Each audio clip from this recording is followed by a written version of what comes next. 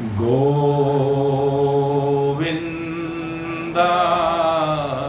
नमो नमः।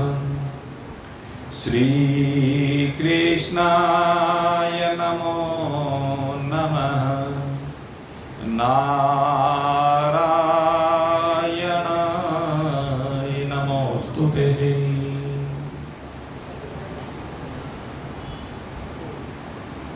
आज बड़े ही प्रेम के साथ, श्रद्धा के साथ श्री श्री कात्यायनी देवी ट्रस्ट के निमंत्रण पर मां भगवती की श्री चरणों में कोटिशः नमन करते हुए अपने जीवन की इस यात्रा को अपनी मंजिल की ओर बढ़ाने के लिए उत्सुक जिज्ञासु है। सर्वप्रथम तो मैं इस ट्रस्ट का हार्दिक आभार व्यक्त कर रहा हूं, इसलिए नहीं कि उन्होंने यहां पर कार्यक्रम का आयोजन किया है, अपितु इसलिए कि आज वो एक मां का अवतरण दिवस मना रहे हैं। हमारे संसार में अभी तक हमने जो परंपराएं देखी हैं, सामान्यतः महान पुरुषों के अवतरण दिवस को हम मनाते रहे, लेकिन ये मां कितनी दिव्य होगी कि आज करोड़ों भक्त उनके अवतरण दिवस पर नतमस्तक हैं। और उसी में ये ट्रस्ट के जितने भी पदाधिकारी हैं, कार्यकर्ता हैं, ये भी उनके चरणारविंदों में प्रणाम करने के लिए उत्सुक हैं। हमारे गृहस्थ जीवन में कहा कि 5 मुख्य देव होते हैं, और जो 5 मुख्य देव होते हैं उनमें सबसे पहले जिसका नाम आता है वो माता का ही आता है, क्योंकि माता से बढ़कर के प्यार करने वाली, दुलार करने वाली, संरक्षण करने वाली कोई भी शक्ति इस जगत में नहीं है। मां की महिमा का गुणानुवाद तो स्वयं आकर के भगवान भी नहीं कर सकते। अगर हम भगवान की बात करें, उनमें भी इतनी सामर्थ्य नहीं कि एक मां के त्याग का, एक मां के बलिदान का, एक मां की ममता का, एक मां के दुलार का, एक मां के प्रेम का, एक मां के समर्पण का वर्णन वो कर सके,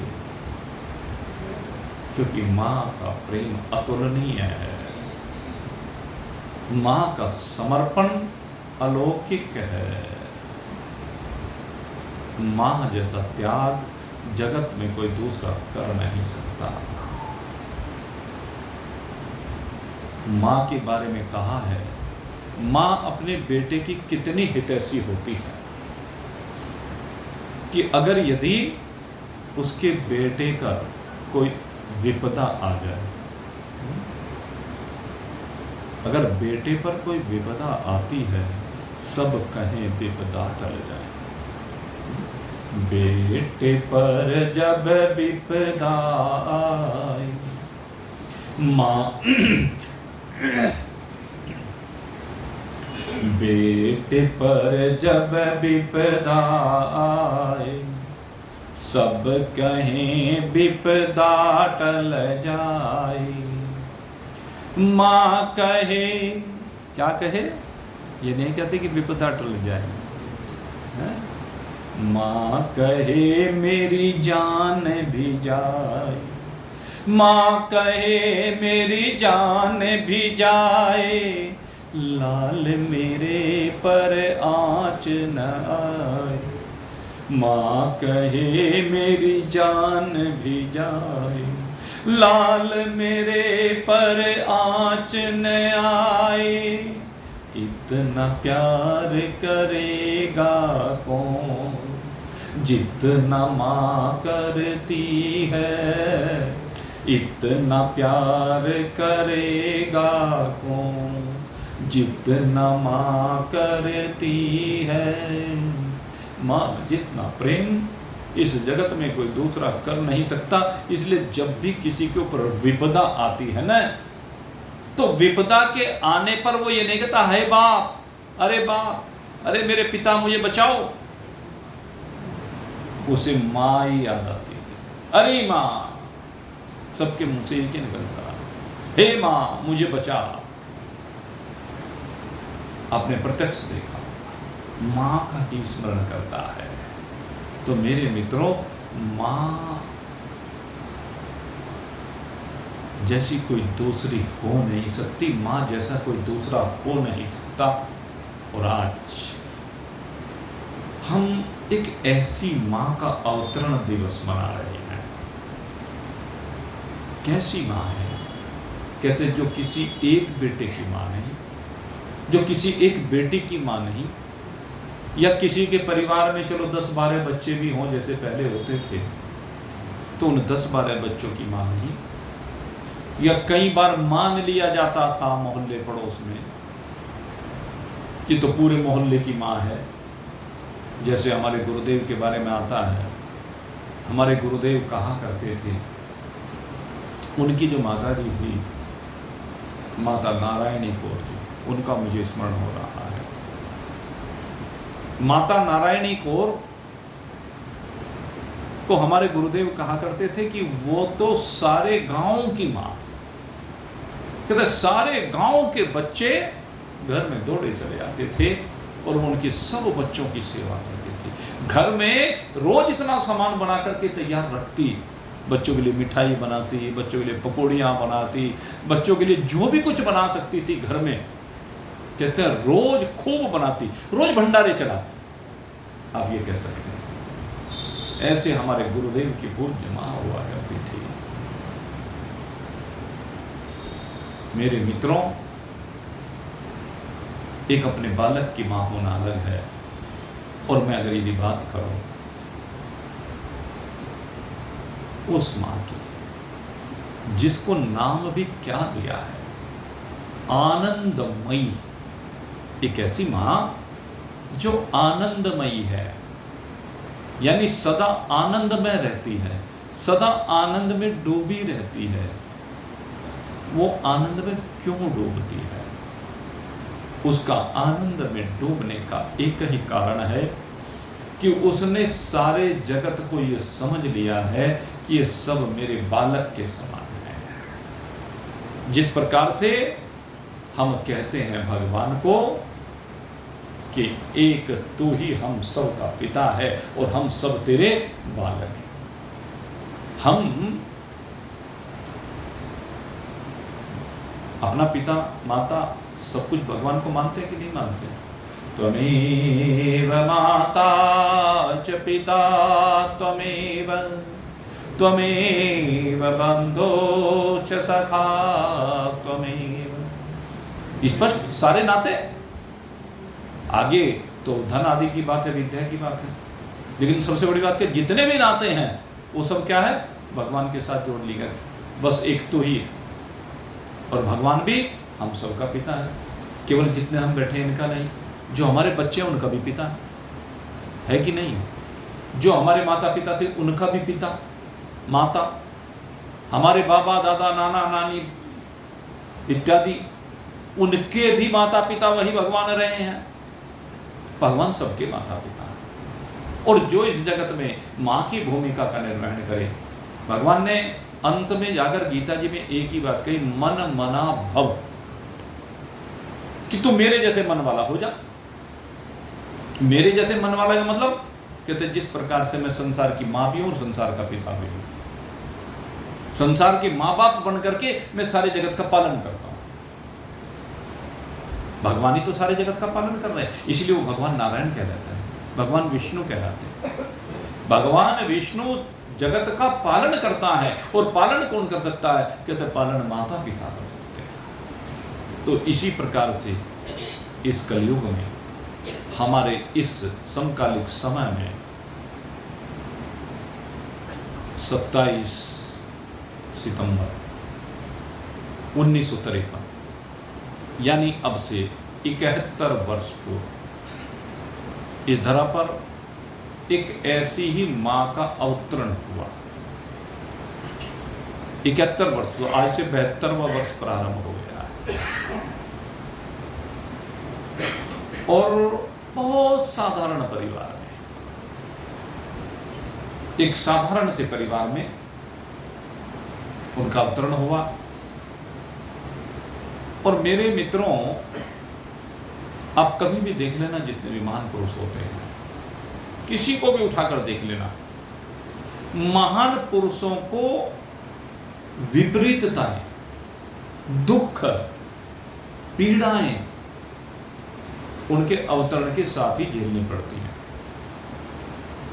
जब से उनका अवतरण होता है, भगवान श्री कृष्ण को आप देखिए, जेल में अवतरण हो रहा है,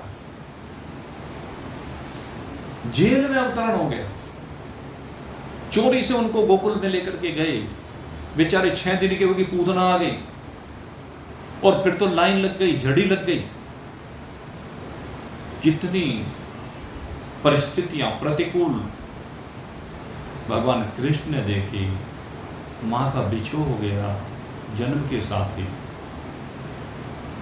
और कितने असुरों का सामना करना पड़ा। भगवान श्री राम राज तिलक होते होते वनवास हो गया। बड़ा आसान है कहना 14 वर्ष का वनवास। मेरे मित्रों, आपको सत्य बात बताता हूं, हम लोग तीर्थ पर जाते हैं, और जब हम लोग तीर्थ पर जाते हैं कथा करने के लिए, तो लगभग 10 दिन का समय हमें लग जाता है, या कहीं नजदीक हो तो 8 दिन का समय लग जाता है, नहीं तो सामान्य तो 10-12 दिन की यात्रा होती है। जब तक 10-12 दिन की उस यात्रा पर रहते हैं, भागवत कथा में रहते हैं, राम कथा में रहते हैं, तब तक तो आनंद है। लेकिन अगर यदि कोई ये कहे कि भागवत कथा परिपूर्ण होने के 2 दिन बाद वहां रह लो, एक बंदा भी रहने को तैयार नहीं रहता है। क्या कोई रहने को तैयार नहीं। क्यों? उसको वो अकेले रहना वनवास लगता है। यद्यपि वहां किसी तीर्थ स्थल पर, किसी मंदिर में होगा, किसी धर्मशाला में होगा, किसी आश्रम में होगा, या किसी होटल में रह रहा होगा, लेकिन उसके बावजूद भी वहां एक दिन भी रहना असंभव हो जाता है। अब आप चिंतन करके देखिए, भगवान श्री राम 14 वर्षों तक ब्याबान जंगल में रहे। किस प्रकार से उन्होंने जीवन को जिया होगा, कितनी विपरीतताएं आई हैं। अब किसी भी महान पुरुष को उठा करके देखिए, महान बना ही तब है कि जब उसके जीवन में विपरीतताएं, जब उनके जीवन में आपत्तियां आई, जब उनके जीवन में दुख आए, कष्ट आए, वो अडिग खड़े। इसे कहते हैं जीवन जीने की कला। जब कष्ट जीवन में आता है, और कष्ट के आने के बाद हम पहाड़ की तरह से सीना ताने खड़े रहते हैं, इसको जीवन जीने की कला कहा जाता है। ये नहीं कि जरा सी विपरीतता आई, जरा सा किसी ने से 2 वचन कह दिए, बस वहीं से बना लो भाई। अगर जरा सी विपरीतता देखी, हम तो उसी में डामाडोल हो जाते हैं, हमारा चित्त इधर उधर डोलने लगता है, विकसित हो जाता है। अब जरा चिंतन करके देखिए हमारी क्या स्थिति है, और उन महान पुरुषों की क्या स्थिति है। महान पुरुष को यूं ही नहीं बनते हैं, जिनको हम पूज रहे हैं आज यूं ही नहीं पूज रहे हैं, जिनके पीछे करोड़ों लोग दौड़े फिर रहे हैं यूं ही नहीं दौड़ रहे हैं। उनका त्याग है, उनकी तपस्या है, उनका बलिदान है, उनका समर्पण है, उनकी श्रद्धा है, उनका प्रेम है, उनका विश्वास है। ऐसे ही ये माता आनंदमयी का विश्वास है। वैसे तो नाम बचपन में मिला सुधामणि, उनका नाम क्या था? सुधामणि। और अब बाद में क्या मिला? माता आनंदमयी। अब दोनों को जरा विचार करके देखिए, सुधा किसे कहते हैं? अरे भगवान ने उनको नाम पहले अपने आप में वही दिया है। सुधा का पर्यायवाची, सुधा अमृत का पर्यायवाची है कि नहीं है? अमृत का ही तो पर्यायवाची है, बस गुरुदेव ने सुधा को अमृत का बोध करा दिया, उसके अमृत स्वरूप का बोध करा दिया, उसे बता दिया कि तेरी वास्तविकता अमृत स्वरूप नहीं है। और जैसे उसने अपनी वास्तविकता को अमृत में अनुभव किया तो वो बन गई माता आनंदमयी, अमृतमयी। अमृत ही तो आनंद है, अमृत से अलग आनंद नाम की कोई दूसरी चीज नहीं है। जो आनंद का खजाना है, जो अमृत है, आनंद का खजाना अमृत ही हो सकता है, कोई दूसरी चीज तो नहीं हो सकता। यह हो सकता है? आप बताइए, संसार में सबसे ज्यादा व्यक्ति को जो दुख होता है, हर समय कष्ट लगा रहता है, हर समय एक भय लगा रहता है, वो किस चीज का लगा रहता है? तो मेरे मित्रों, वो भय जो लगा रहता है वो मरने का भय लगा रहता है। और जब उसकी भय से मुक्ति हो जाए तो आनंद में रहेगा। तो जो माता आनंदमयी जी हैं, इन्होंने भय का परित्याग किया। कब भय का परित्याग किया? जब इनको अमृत मिल गया। जब किसी भी महान पुरुष को अमृत की प्राप्ति हो जाती है, अमृत की प्राप्ति होने पर ही उसको आनंद मिलता है। इसीलिए वो सुधामणि, वो आनंद अमृतमणि, वो आनंदमयी बन गई, आनंद के समुद्र में डूब गई।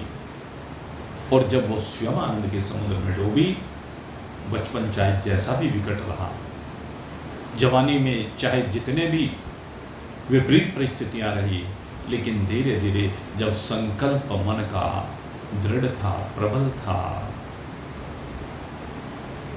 कि मैं आम लोगों की तरह से इस संसार में जीने और मरने के लिए नहीं आई हूं, मुझे क्या करना है? कहते हैं मुझे तो सारे जगत को दुख से मुक्त करना है, रोग से मुक्त करना है। भावना ये है। और कैसे करना है? कहते केवल प्रेम के द्वारा। अब किसी दवाई की बात नहीं, कहते मुझे तो प्रेम के द्वारा, भक्ति के द्वारा, भगवान की कृपा के द्वारा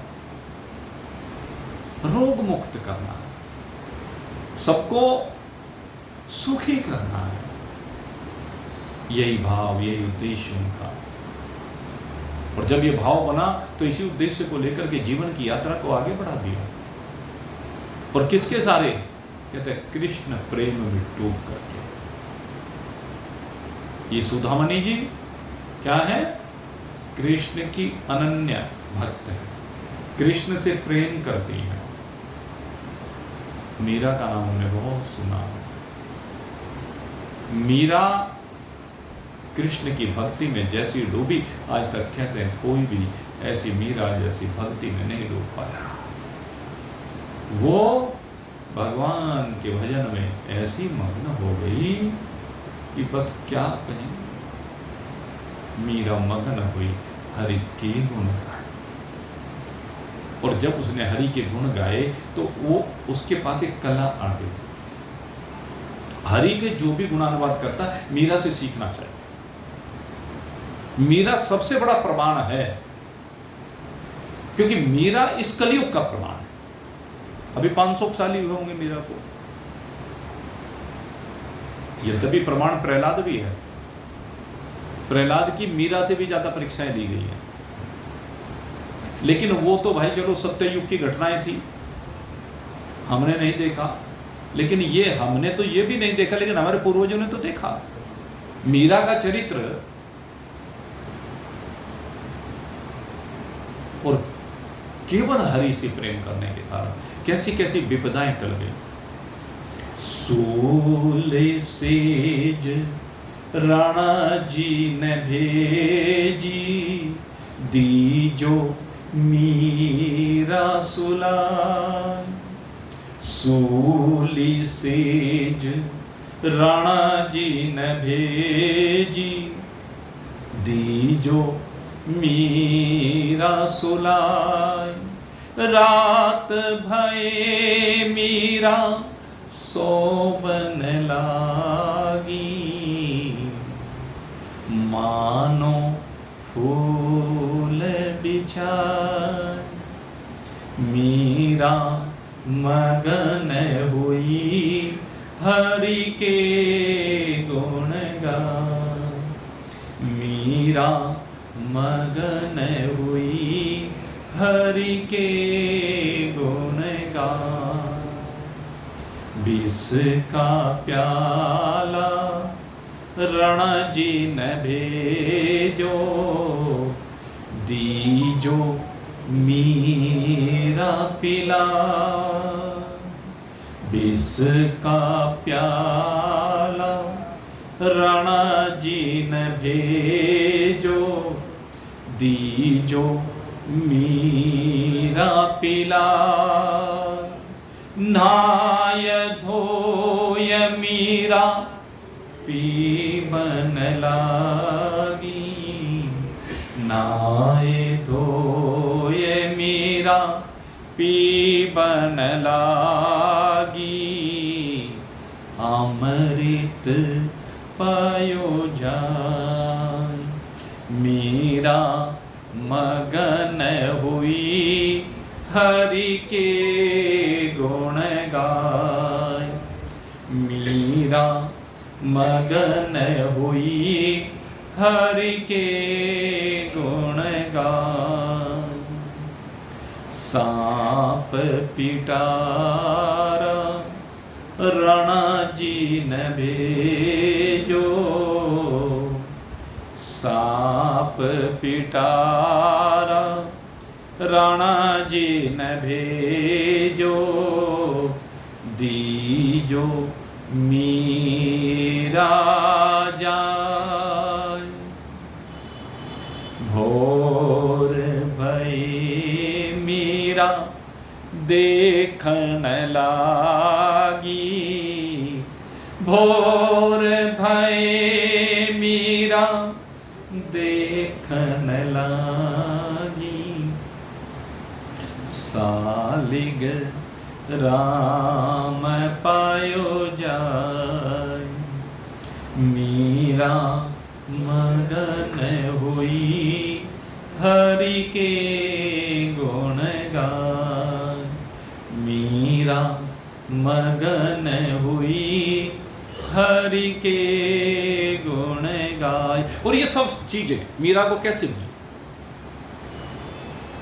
विष का प्याला भेजा तो अमृत बन गया, नाग पिटारा भेजा तो शालिग्राम जी प्रकट हो गए, सूली की सेज भेजी तो फूलों की सेज बन गई। उसके पीछे कारण क्या? हम उस कारण को जाना। भजन भाव में मस्त मीरा। ये क्या है? भजन भाव है मीरा का। उसमें वो मस्त हो गई, उसमें वो मगन हो गई है, उसे और कुछ दिखाई नहीं देता, इसलिए उसके अंदर ये शक्ति का प्रवाह हुआ। मीरा में ऐसी दिव्य शक्ति आ गई कि विष को अमृत बना देती। भजन भाव में मस्त डोलती मीरा, गिरधर पे बलि जाए। मीरा मगन भई हरि के गुण गाय। मीरा मगन भई हरि के गुण गाय। हरि के गुणानुवाद करते हुए मीरा मग्न हो जाती है, हरि के भजनों में ऐसी डूबती है कि उसे कुछ पता ही नहीं रहता। इसी प्रकार से ये माता आनंदमयी, लोगों ने समझ लिया कि तो पागल है, ये तो बावरी हो गई, और इनको वनवास दे दिया। मैं वनवास की जो चर्चा करता था आपसे, इनको गांव से निकाल दिया गया और वन का वासा दे दिया गया। जिस प्रकार से वनवास दिया भगवान राम को, जिस प्रकार से वनवास दिया पांडवों को, ऐसे मेरे मित्रों ये अकेली सुधामणि जिसको वन का वास दिया, लोगों ने निकाल दिया गांव से।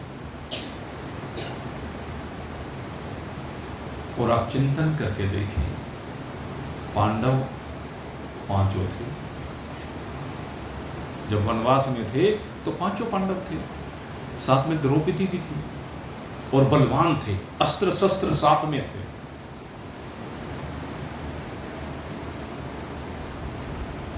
वनवास हुआ भगवान श्री राम को, तो साथ में लक्ष्मण जी थे, माता सीता थी, लेकिन इसको तो अकेली को वन में भेज दिया। अकेली लड़की वन में कैसे गुजारा करे? लेकिन जो कृष्ण के प्रेम में डूब जाए, जो कृष्ण की हो जाए, कहते हैं उसके लिए वन भी वैकुंठ बन जाता है। वन वैकुंठ बन गया। पशु पक्षी चिड़िया उनके साथी बन गए। उन्हें उन चिड़ियाओं में भगवान नजर आने लगा।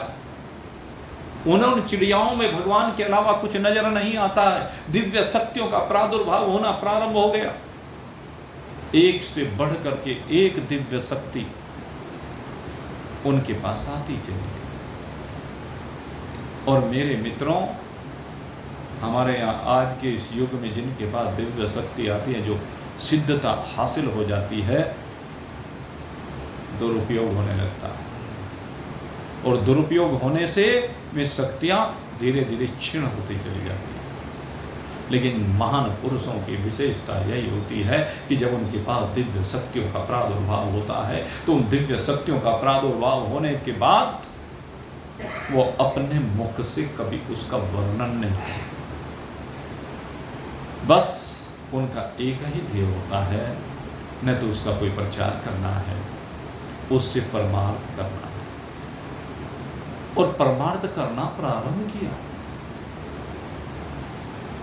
उन्होंने सारे जगत को अपने बच्चों के रूप में देखना प्रारंभ किया। और जिन लोगों ने वन में भेज दिया, उनको भी अपना बालक मान लिया।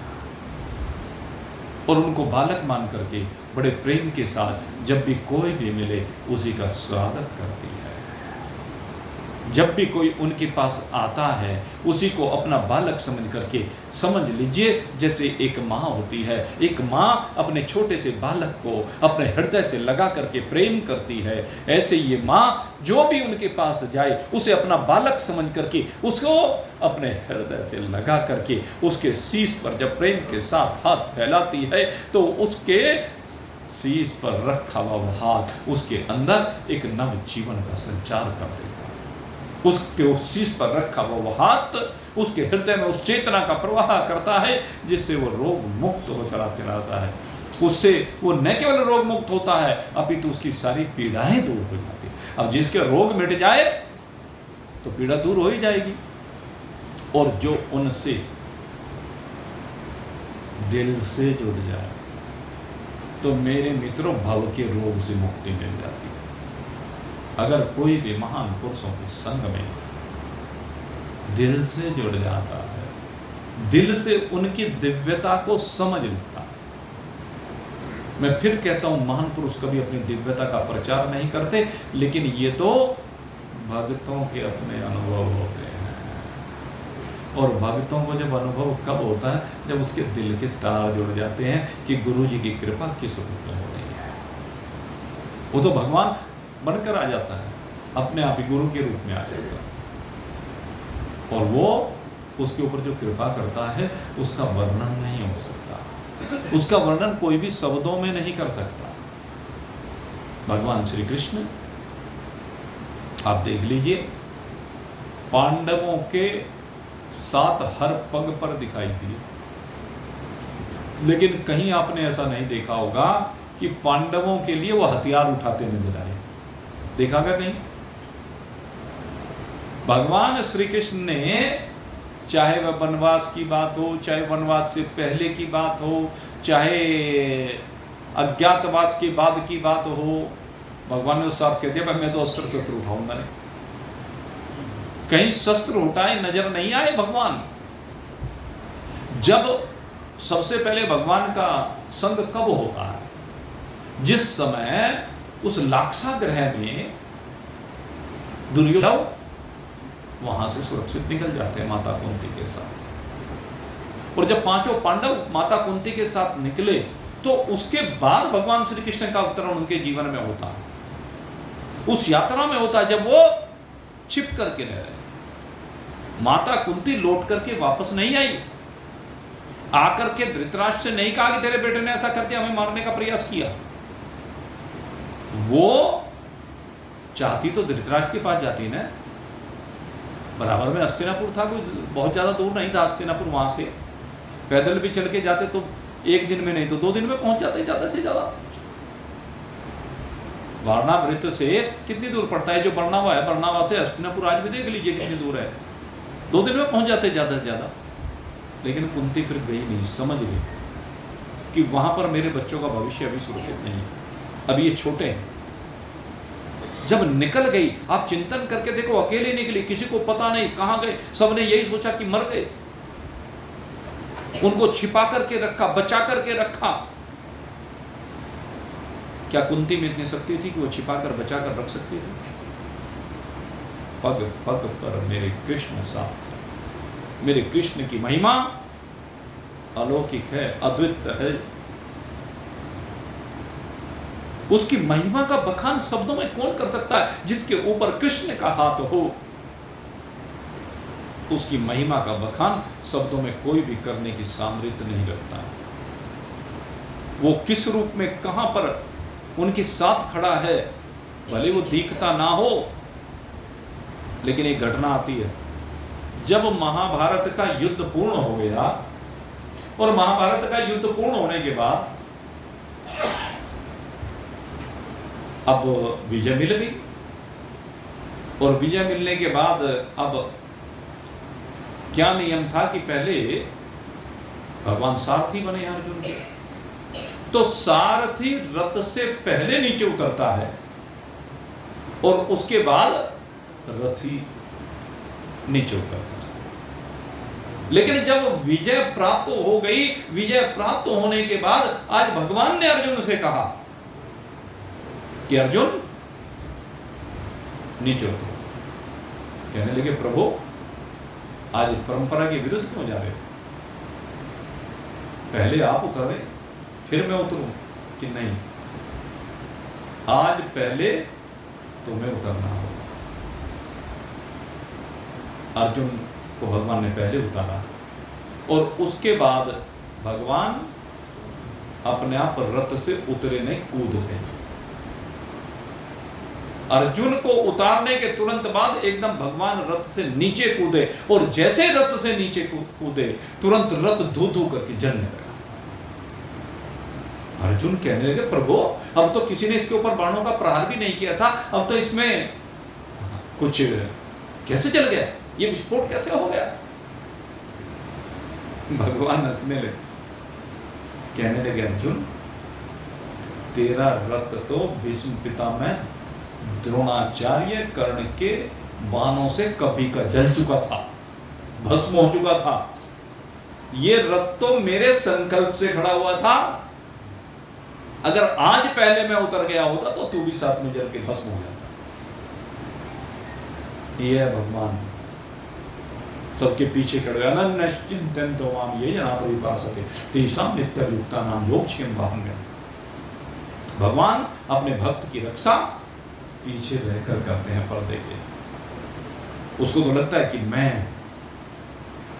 करने वाला हूं, लेकिन वास्तव में कौन कर रहा है?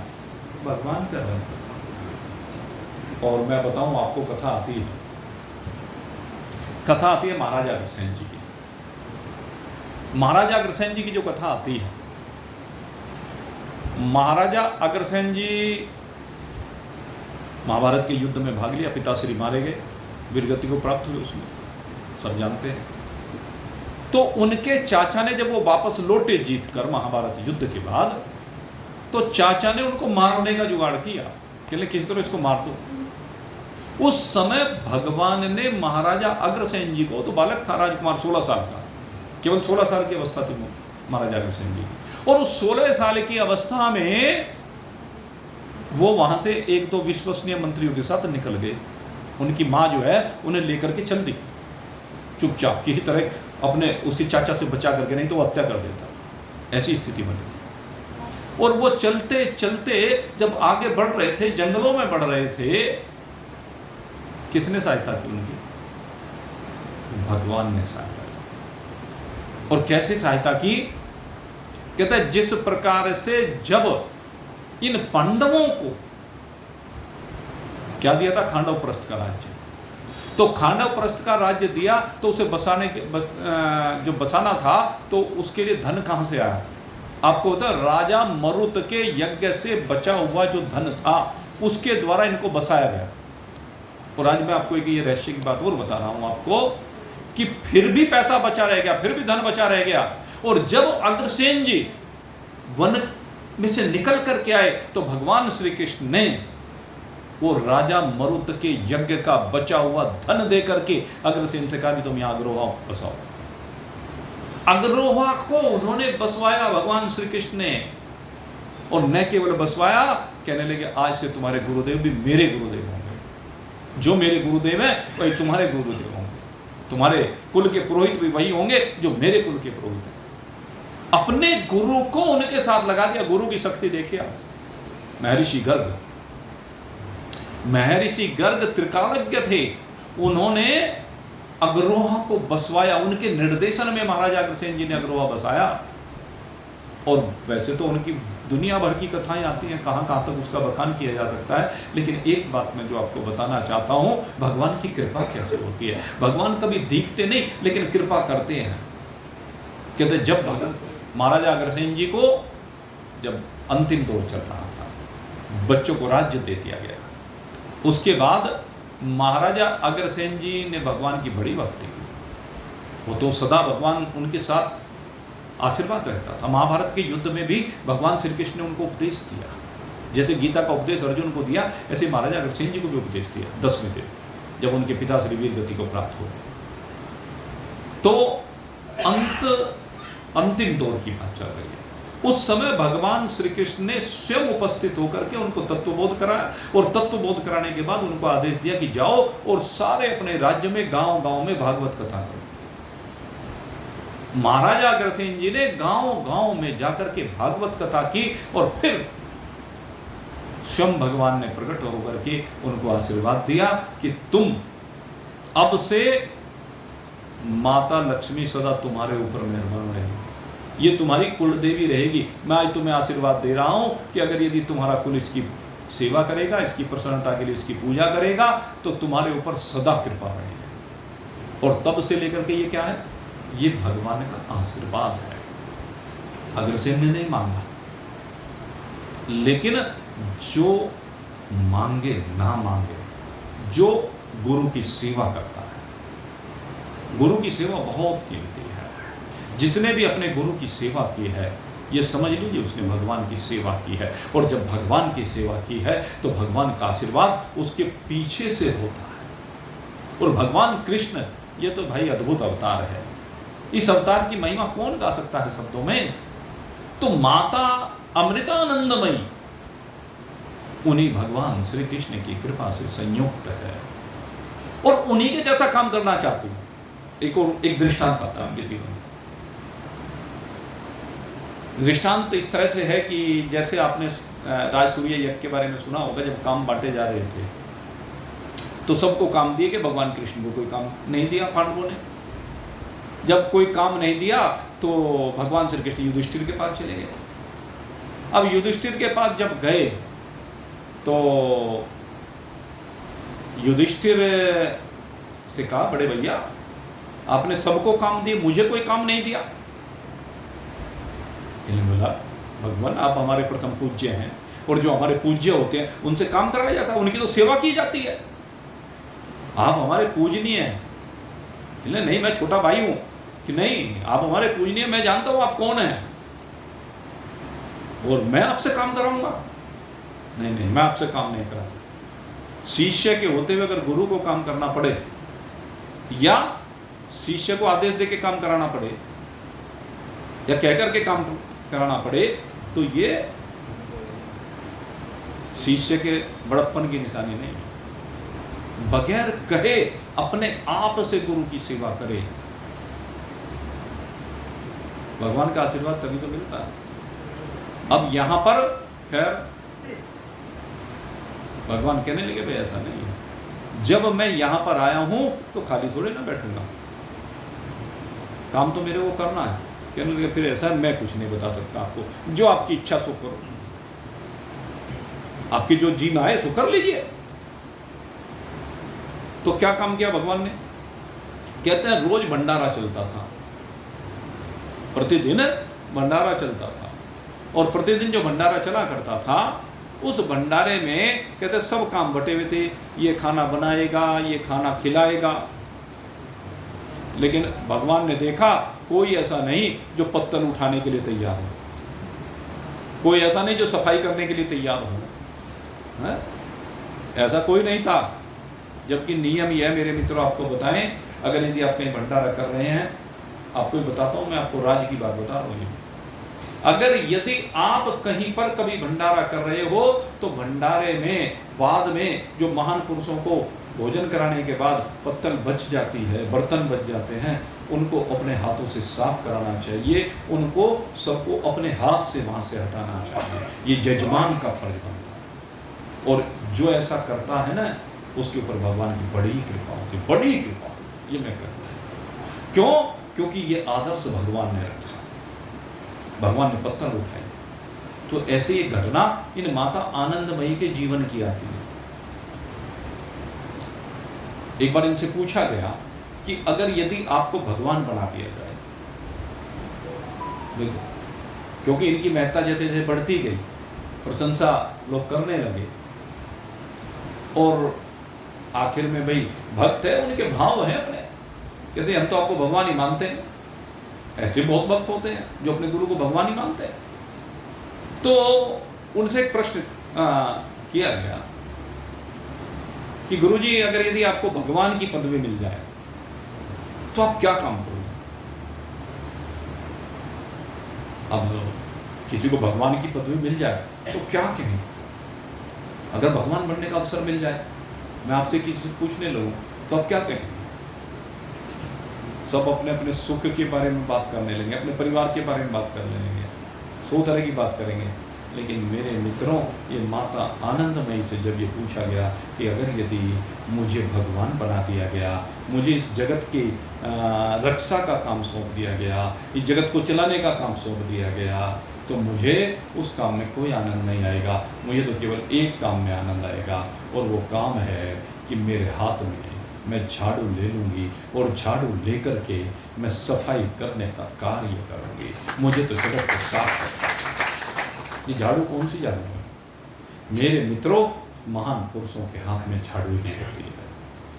और ये झाड़ू कौन सी होती है? ये संस्कारों की झाड़ू होती है, जो संस्कार प्रदान करने का काम करती है, जो पवित्र करने का काम करते हैं, जो इस जगत को साफ करने का काम करते हैं, जो गंदगी को साफ करने का काम करते हैं। इसके ऊपर हमने अभी जो हरिद्वार में भागवत कथा की है, एक दिन इसके ऊपर बहुत विस्तार के साथ चर्चा की थी कि ये कीचड़ अंतःकरण का कैसे दूर होता है। तो कीचड़ को दूर करने में महान पुरुष ही सहायक होते हैं। ये महान पुरुष ही होते हैं जो हृदय के कीचड़ को दूर करते हैं। वो कहते हैं ना, वो आता है, ये सद्गुरु धोबी होते हैं, ये सद्गुरु धोबी होते हैं, लगा कर ज्ञान का साबुन, लगा कर ज्ञान का साबुन, मैल हृदय का धोते हैं। क्या करते हैं? ज्ञान का साबुन लेते हैं और हृदय का सारा मैल धो डालो। ये है मेरे मित्रों। तो मेरे मित्रों, गुरु भी हो और मां भी हो, ये माता आनंदमयी, ये दोनों है, गुरु भी है और मां भी है। और मां की महत्ता का मैं कह रहा था, वर्णन ब्रह्मा विष्णु महेश भी मिलकर करें तो कर नहीं सकते। माँ के आगे तो ब्रह्मा विष्णु महेश को भी बालक बन के गोद में खेलना पड़ा। ऐसी माता है अनुसुईया जी, जिनकी गोद में तीनों बालक खेल रहे हैं, ब्रह्मा विष्णु महेश। ये माँ की शक्ति है। इसलिए हमारे एक बहुत बढ़िया बड़े अच्छे संत हुए पंडित राधेश्याम जी, और उन्होंने एक बहुत बढ़िया बात कुछ शब्दों में कही है। माँ की महिमा, नारी की महिमा। नारी चाहे तो बालक को भगवान तक बना देती। कैसे बनाती है? नारी रतन की खान जगत में, नारी रतन की खान, नारी रतन की खान जगत में, नारी रतन की खान। इसी खान से प्रकट हुए ध्रुव प्रहलाद समा, इसी खान से प्रकट हुए ध्रुव प्रहलाद समा। नारी रतन की खान जगत में, नारी रतन की खान, नारी रतन की खान जगत में, नारी रतन की खान। माताएं जिस देश में होती सच्चरित गुणवान, माताएं जिस देश में होती सच्चरित गुणवान, उसी देश को मिलता है, उसी देश को मिलता है जग में उच्च स्थान। नारी रतन की खान जगत में, नारी रतन की खान, नारी रतन की खान जगत में, नारी रतन की खान। मंदाल सा सीता सी माताई, मंदाल सा सीता सी माताई, होती जग में महा। मंदाल सा सीता सी माताई, होती जगत में महा। सीख प्रेम भक्ति और ज्ञान की, सीख प्रेम भक्ति और ज्ञान की, करती है कल्याण। नारी रतन की खान जगत में, नारी रतन की खान, नारी रतन की खान जगत में, नारी रतन की खान। हो जाए यदि नारी जात को, हो जाए यदि नारी जात को मातृधर्म का ज्ञान, हो जाए यदि नारी जाति को मातृधर्म का ज्ञान, तब तो राधे श्याम देश का, तब तो राधे श्याम देश का है निश्चय उत्थान। नारी रतन की खान जगत में, नारी रतन की खान, नारी रतन की खान जगत में, नारी रतन की खान। मेरे मित्रों, नारी रतन की खान, इसमें कोई दो राय नहीं। लेकिन आज कलयुग के प्रभाव के कारण से आज की कुछ पढ़ी लिखी कहूँ या अनपढ़ कहूँ, पढ़ी लिखी होकर भी जो अनपढ़ हैं, उनके अंदर मातृत्व के भाव ही नहीं। उस मातृत्व के भाव को जगाने की आवश्यकता। तुमने 4 किताबी शब्द क्या पढ़ लिए, अपने को बहुत ऊपर ले गए, लेकिन बालक को संस्कार देना भूल गए। और यही कारण है कि कलयुग का प्रभाव उन बालकों पर पड़ता जा रहा है। अगर मां अपने बालक को संस्कार दे दे तो कलयुग का प्रभाव नहीं होगा। ये संस्कार ही है जिसके द्वारा कलयुग के प्रभाव से मुक्त हो सकते। मेरे मित्रों, अगर कलयुग के प्रभाव से मुक्त होना, अगर दुखों से मुक्त होना, अगर त्रिविध ताप की निवृत्ति करनी है, तो संतों की शरण में जाना पड़ेगा। और ऐसी संत माता अमृतानंदमयी, जो वास्तव में हर भक्त को वो सच्ची माँ है। ऐसी माँ को आज उनके इस अवतरण दिवस पर हम श्रद्धापूर्वक कोटि सह नमन करते हैं, नमन करते हैं।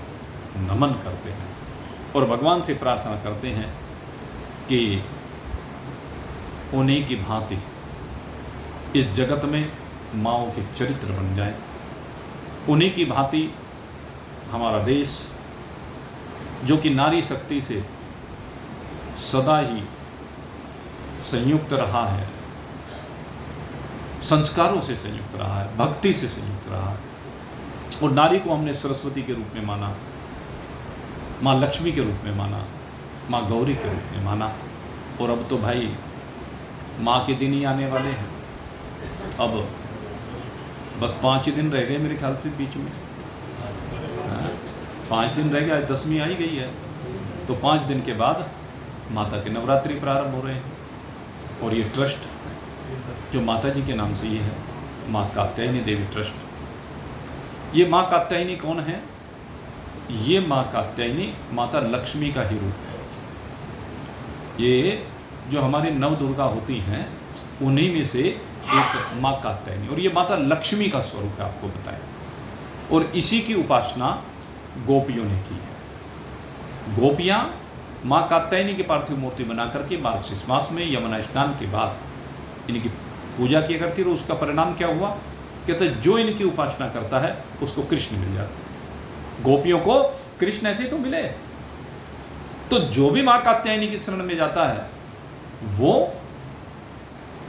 माँ कात्यायनी के आशीर्वाद से संयुक्त होकर के भगवान कृष्ण के पास पहुंच जाता है। सीधी सी बात है। और हमारी अंतिम मंजिल यही है भाई कि हमें भगवान के साथ एक रूपता को प्राप्त करना है। ये माँ कात्यायनी की महिमा असीम है। और जैसा कि बताया गया, वैसे तो भाई अब आपको पता ही है 24 नवंबर से हमारा चिर प्रतीक्षित, बहुत लंबे समय से प्रतीक्षा कर रहे थे शामली वासी, जो 12 ज्योतिर्लिंग यहाँ पर शामली नगर की शोभा को बढ़ाएंगे, शामली नगर के भक्तों के ऊपर अपनी कृपा करेंगे भगवान। और मुझे पूरा विश्वास है कि उन 12 के 12 ज्योतिर्लिंगों की शक्ति भगवान इन ज्योतिर्लिंगों में भी प्रदान करेंगे।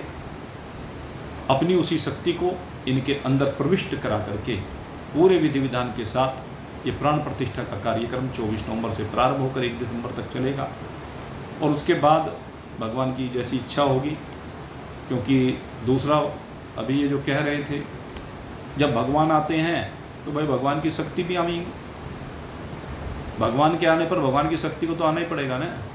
और इसीलिए ये माँ कात्यायनी, माता लक्ष्मी दोनों एक ही हैं, पर्यायवाची शब्द हैं।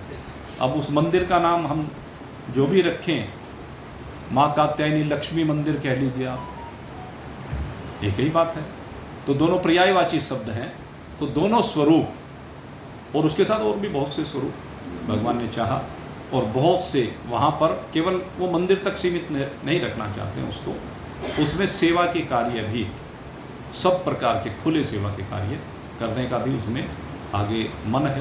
तो जरा पहले ये अभियान पूरा हो जाए, फिर भगवान ने निमित्त बनाया। अमरीश जी संगल हमारे बड़े सम्मान्य हैं, शामली की जनता के लिए बहुत कार्य इन्होंने किया है, और इनके पुत्र भी हैं और साथी हैं सभी, महिपाल जी हैं, पीयूष भाई बैठे हुए हैं, ये और जो भी नाम तो मैं नहीं जानता, लेकिन सभी लगे हुए हैं तन मन धन से।